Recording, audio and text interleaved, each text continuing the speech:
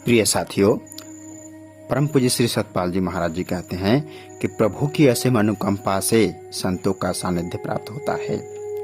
जब तक हृदय पवित्रता नहीं होगी तब तक हम प्रभु के स्वरूप को समझ नहीं पाएंगे। जो असली परमात्मा तत्व को पाने वाला है वह संसार से वितरागी हो जाता है, बैरागी हो जाता है। उसके लिए संसार निरस हो गया। जब आपके हाथ में संतरा आ गया तो उसका गूंदा भी आपके हाथ में आ गया और तब आप उसके छिलके को फेंक देते हैं।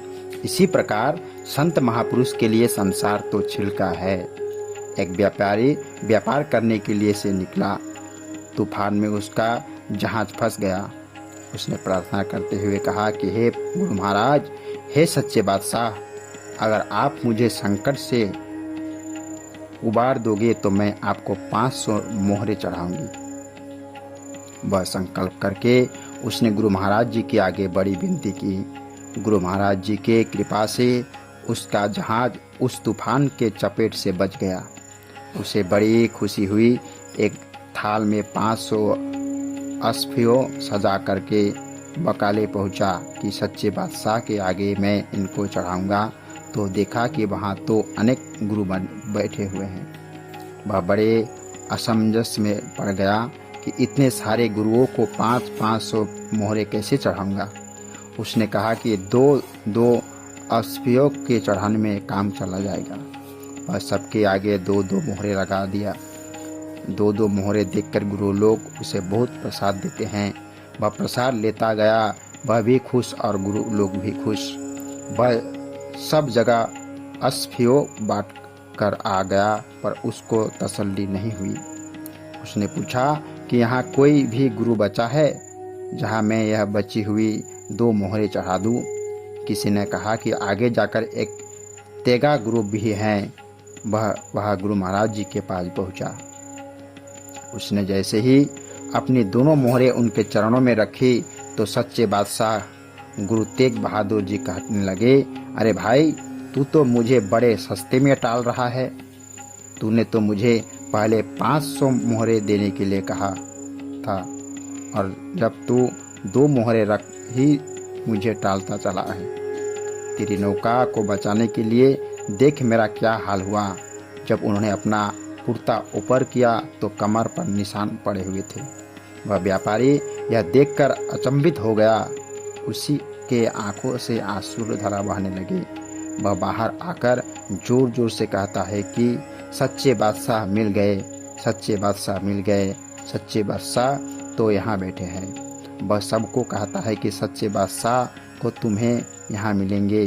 तुम इस दर पर आओ तब तुम्हें भक्ति मुक्ति मिलेगी। और गुरु तेग बहादुर जी ने धर्म के लिए जो कुर्बानी की वह आज की हमारे इतिहास के अंदर स्वर्ग अक्षरों में लिखे हुए है।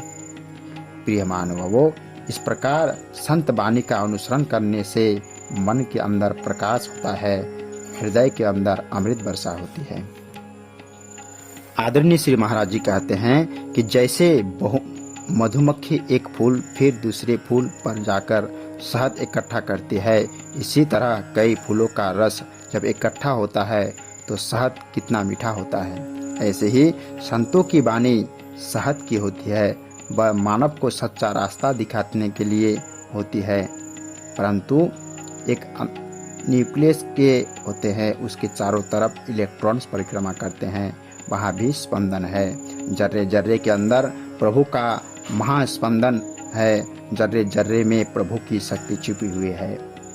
श्री महाराज जी कहते हैं, जब वैज्ञानिक एटम को तोड़ते हैं तो उसके अंदर से ऑटोमेटिक एनर्जी निकलती है। हमारे संत भी यही कहते हैं कि जर्रे जर्रे में है झांकी भगवान की, किसी सूझ वाली आँख ने पहचान की। हमारे पास सूझ वाली आँख होनी चाहिए। अगर हृदय में मन में विकार होगा तो हम प्रभु को नहीं देख पाएंगे। उसके लिए हमारा हृदय शुद्ध होना चाहिए। आज उसी सनातन ज्ञान की परंपरा को दर्शाते हुए आदरणीय श्री महाराज जी कहते हैं कि हम लोग आपसे आह्वान कर रहे हैं, आप उस ज्ञान को जानकर अपने जीवन का मंगल करें। श्री महाराज जी कहते हैं कि यह मन तो निरंतर संसार में भटक रहा है, मन संसार की वस्तुओं से संतुष्ट नहीं हो सकता है। श्री कृष्ण कहते हैं कि हे अर्जुन, मेरा वह एक ऐसा परम धाम है जहाँ पहुँचने के बाद जीव फिर संसार में आवागमन के चक्कर में लौटता नहीं है। प्रिय साथियों, यह सत्संग परम पूज्य श्री सतपाल जी महाराज जी के मानव धर्म संदेश जनवरी 2008 में छपे थे।